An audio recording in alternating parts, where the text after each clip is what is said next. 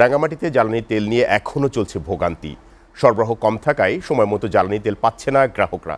রাঙামাটি থেকে জ্বালানি তেলের সর্বশেষ পরিস্থিতি জানাতে যুক্ত হচ্ছেন সহকর্মী মোহাম্মদ সোলাইমান।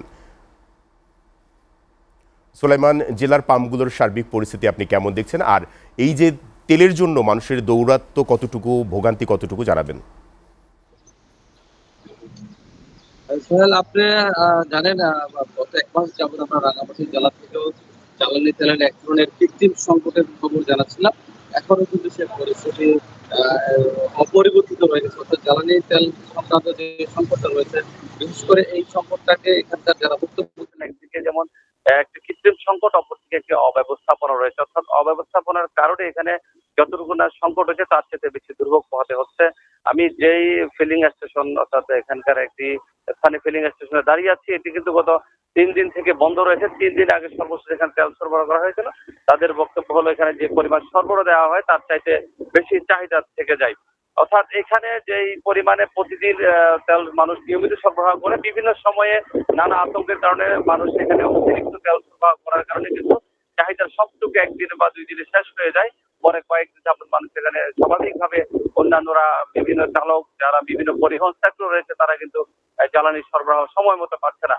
যার কারণে কিন্তু ইতিমধ্যে রাঙ্গামাটি পার্বত্য জেলায় এই জ্বালানি সংকটের, কৃত্রিম সংকটের একটি নেতিবাচক প্রভাব পড়তে শুরু করেছে, বিশেষ করে পর্যটন খাতে।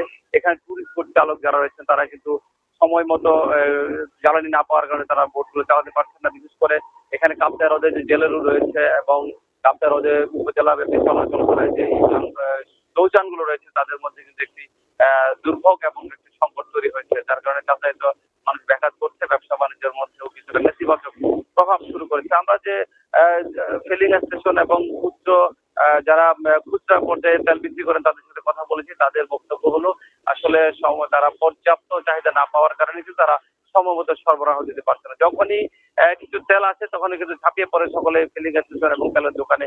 তখনই কিন্তু কেউ না কেউ বেশি আকারে তেল নিয়ে যায় এবং যার কারণে কিন্তু একটি পরবর্তীতে কৃত্রিম সংকট তৈরি হয়।